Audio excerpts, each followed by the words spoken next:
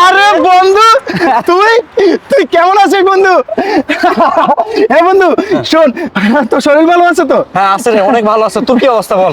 এই তো আলহামদুলিল্লাহ, আমি ভালো আছি। আচ্ছা, ভাবি কেমন আছে? আছে, সবাই অনেক ভালো আছে। দেখ তো, ভাবির মতন লাগতেছে না? হ্যাঁ, কিন্তু এদিকে কোথায় যাচ্ছে ভাবি? এটা তো আমিও বুঝতেছি না। আমার স্ত্রী বাইকে চড়ে কোথায় যাচ্ছে, আর বাইকের ওই ছেলেটিকে? আমার মনে বলতেছে দোস্ত, এখানে কোনো রহস্য আছে।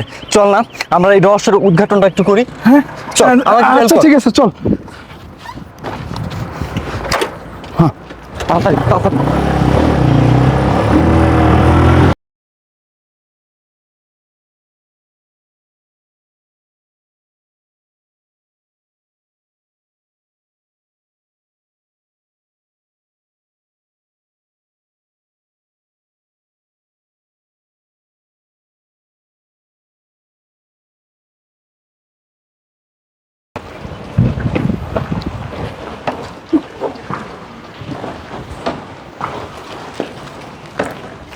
চলো। আসসালামু আলাইকুম স্যার। ওয়ালাইকুম আসসালাম। দোস্ত দাঁড়া, নাম। দেখ বন্ধু, কোথায় গেল? বন্ধু, গাড়ি এটা, গাড়ি এটা মনে হয় এই বাসায় ঢুকছে। চল চল চল, ভিতরে চল। চল বন্ধু। এই দাঁড়ান দাঁড়ান দাঁড়ান দাঁড়ান, কই যাচ্ছেন আপনারা? ভাই, একটু আগে যে একটা ছেলে আর একটা মেয়ে ভিতরে ঢুকছে না, আমরা তাদের কাছে যাচ্ছি। হ্যাঁ ভাই। এই মিয়া, আপনার কি মাথা ঠিক আছে? একটু আগে যে মেয়েটা গেছে ওকে আমি চিনি না, কিন্তু যে ছেলেটা গেছে উনি এই বাসার মালিক। মেয়েটিকে আপনি চিনবেন কিভাবে? মেয়েটি আমার স্ত্রী। ভাই, আপনার কাছে অনুরোধ করে বলতেছি ভাই, আপনি একটু আমাদেরকে ভিতরে যেতে দেন ভাই। এই মিয়া, আপনার স্ত্রী হোক বা যাই হোক, আপনাদের উপরে যেতে দেওয়া হবে না।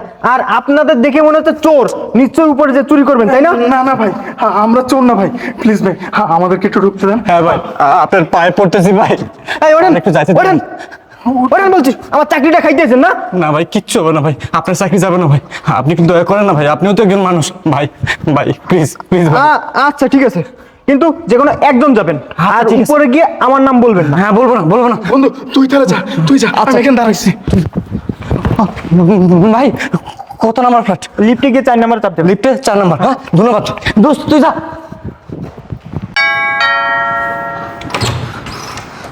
ভাই, কে আপনি? এভাবে বাসার ভিতরে ঢুকলেন কেন? ভাই, আপনি আমাকে চিনবেন না। ভাই, আমাকে একটা কথা বলুন তো, একটু আগে বাইকে করে একটা মেয়েকে আনলেন না, মেয়েটি কই? কিন্তু কেন? আপনি কে? ভাই, আমার নাম আশরাফুল ইসলাম, আমি উত্তরতা থাকি। ভাই, বাইকে করে যে মেয়েটিকে আনলেন না, মেয়েটি আমার স্ত্রী। এই জান, কে আসছে? ওই তো, ওই তো। এই দাঁড়ান দাঁড়ান বল। একটি, তুমি এখানে কি করতেছো? চলো আমার সাথে বাসায় চলো। হেই, হাত ছাড়ুন। কে আপনি? এই, আপনি না একটু আগে বললেন উনি আপনার স্ত্রী, কিন্তু উনি তো আপনাকে চেনে না। মিয়া ফাইজলামি হয়েছেন, বেরান বেরান বলছি বাসা থেকে। ভাই, আপনি উত্তেজিত হবেন না ভাই, বিশ্বাস করেন, এটা আমার স্ত্রী ইপ্তি। তুমি আমাকে চিনতে পারতেছো না, আমি তোমার আশরাফ।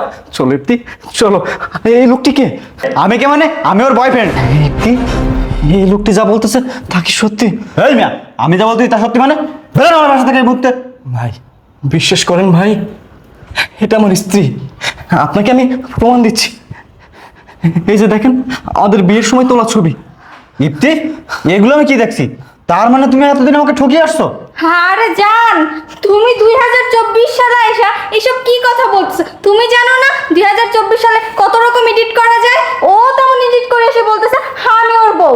বাহ বাহ ইপ্তি, তুমি এটাকে আমাকে বলতে পারলা? তুমি কি বলতেছ আমি ছবি এডিট করেছি? এই দিনটি আমি দেখব, আমি না কখনো কল্পনা করতে পারি নাই। আমি জাস্ট কল্পনা করতে পারতেছি না, আমি এতদিন কার সাথে সংসার করেছি। এই মানুষটার সাথে সংসার করেছি, এই মানুষটাকে ভালোবেসেছি, যাকে আমি বিয়ে করেছি। তুমি কিভাবে পারলা আমার সাথে সংসার করা অবস্থায় অন্য একটা ছেলের সাথে সম্পর্ক করতে? শুধু তাই না, তারই আবার বাসায় চলে এসেছো। কেন ইপ্তি? কিসে কমতি ছিল আমার? ভালোবাসা কি কমতি ছিল? বিয়ের পর থেকে তুমি যখন যেটা চাইছো, আমি আমার জীবনের উপর দিয়ে পার করা হলেও তোমার সমস্ত শখ আহ্লাদ আমি পূরণ করেছি। নিজের চাওয়া পাওয়াকে বিসর্জন দিয়েছি, নিজের কথা একটা বারও ভাবি নাই, নিজের থেকে একটা বারও তাকাই নাই। হ্যাঁ, আমার সময় এখন খারাপ যাচ্ছে, আমার হয়তো চাকরি নাই, কিন্তু তোমার তো কোনো চাওয়া পাই অপূর্ণ রাখি নাই, তোমাকে একটা বারও কষ্ট বুঝতে দিই নাই। আমি দিন রাত ছোটাছুটি করতেছি, মাথার গাম পায়ে ফেলতেছি, চাকরি খুঁজতেছি কার জন্য? তোমার জন্য। কার জন্য আমি ফ্যামিলি সেরেছি? তোমার জন্য। যে মা আমাকে 10 মাস 10 দিন গর্ভধারণ করেছে, যে বাবা আমাকে কষ্ট করে লালন পালন করেছে, আমি তাদেরকে ছেড়েছি শুধুমাত্র তোমার জন্য। তোমাকে ভালোবাসার জন্য, তোমাকে বিয়ে করার জন্য। আমার মা, আমার বাবা আমার সাথে কথা বলে না। তুমি কিভাবে পারলা আমার সাথে সংসার করা অবস্থায় এমন একটি দিন আমাকে দেখাতে? তোমার কিসের এত লোভ? তুমি কোথায় ছিলে, কোথায় আসছো মনে আছে? আরে তুমি তো ছিলে রাস্তার এক চোকায়। সেখান থেকে আমি তোমাকে তুলে এনে ভালোবেসে বিয়ে করেছি, তোমাকে একটা ভালো ফ্যামিলি দিয়েছি, ভালো একটা সংসার দিয়েছি। তুমি তার কদর করলে না। অ্যাটলিস্ট তুমি আমার ভালোবাসা পর্যন্ত বুঝলে না। আমি এতদিন দুধ কলা দিয়ে সাপ পুষেছি। জানো, এমন একটি দিন দেখার জন্য আমি মোটেও প্রস্তুত ছিলাম না। এই দিনটি দেখার আগে যদি আমার মরণ হতো না, সেটাই মনে হয় অনেক ভালো ছিল। আরে আমাকে যদি তোমার ভালো নাই লাগে, আমার সাথে তুমি যদি সংসার করতে নাই চাও, তাহলে কেন কেন আমাকে বিয়ে করেছিলা? কেন আমার জীবনটা নষ্ট করলা? আমি কি জোর করেছিলাম? বিয়ের জন্য ফোর্স করেছিলাম? করি নাই। তাহলে কেন দিনের পর দিন আমাকে ধোকা দিলা, আমার বিশ্বাস নিয়ে খেললা? জানো ইপ্তি, আমি চেয়েছিলাম তোমাকে হ্যাপি রাখতে, ভালো রাখতে। আমি ভেবেছিলাম তুমি আমার কাছে অনেক ভালোই আছো, আনন্দে আছো, কিন্তু না, আমার চিন্তা চেতনা ভুল।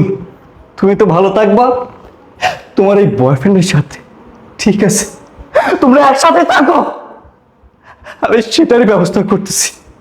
আর ভাই, আপনাকে বলতেছি, আপনি একটা বারও যাচাই বাছাই করলেন না, একটা বারও দেখলেন না মেয়েটার বিবাহিত কিনা? জানেন ভাই, এই সমাজে আপনার মতো কিছু মানুষ আছে যাদের জন্য প্রত্যেকটা ঘরে ঘরে অশান্তি লেগে থাকে। ভাই, আপনাকে দোষ দিয়ে লাভ কি? যখন আমার ভালোবাসার স্ত্রী আমাকে বুঝলো না, আমাকে পেছন থেকে চুরি মারলো, তখন আপনাকে দোষ দিয়ে কোনো লাভ নাই। ঠিক আছে ইপ্তি, তুমি তোমার বয়ফ্রেন্ডকে ভালোবাসো, তাকে বের করো। আমি আর কোনোদিন ভালোবাসার দাবি নেই আমার এই মুখ নিয়ে তোমার সামনে দাঁড়াবো না। তুমি আজকের পর থেকে মুক্ত, তুমি আর আজকের পর থেকে মুক্ত। তবে আমাকে একটা কথা বলো তো, কেন কেন আমাকে ধোকা দিল? কেন আমার বিশ্বাস নিয়ে খেললে? কেন আমার একটি দিন আমাকে দেখালে? বলো, চুপ থাকো না, বলো কি বলো। হে আশরাফ, আমার ভুল হয়ে গেছে, আমি বুঝতে পারিনি। জানো, আমি টাকা দিয়ে তো অন্ধ হয়ে গেছিলাম, এর জন্য আমি তোমার ভালোবাসা দেখিনি। বাস। আশরাফ, আমাকে ক্ষমা করে দাও। আর একটাও কথা বলবো না। এত বড় একটা অন্যায় করে আমার বিশ্বাসের সাথে খেলে আমার ভালোবাসা ভেঙেতে তুমি বলতেছো তোমার ভুল হয়েছে? তুমি কোনো ভুল করো নাই। তুমি যদি 1000টা ভুল করতা, আমি তোমাকে 1000বার ক্ষমা করে দিতাম। কিন্তু তুমি আমার ভালোবাসা নিয়ে খেলছো, আমার সাথে বেইমানি করেছো, বিশ্বাসঘাতকতা করেছো। আমি সব কিছু মেনে নিতে পারি, কিন্তু বিশ্বাসঘাতকতা, বেইমানি মেনে নিতে পারি না। থাকো, তুমি তোমার এই বয়ফ্রেন্ডের সাথে থাকো, আমি চলে গেলাম। জান, ও তো চলেই গেছে, চলো আমরা বিয়ে করে নতুন করে সংসার করি। এই রাখো, তুমি তো ওকে ঠকাইছো, তারপরে তুমি আমাকেও ঠকাইছো। আমি চাই না তোমার মতো মেয়ের সাথে সংসার করতে। তুমি এই মুহূর্তে আমার বাসা থেকে বের হয়ে যাও, যা বলছি।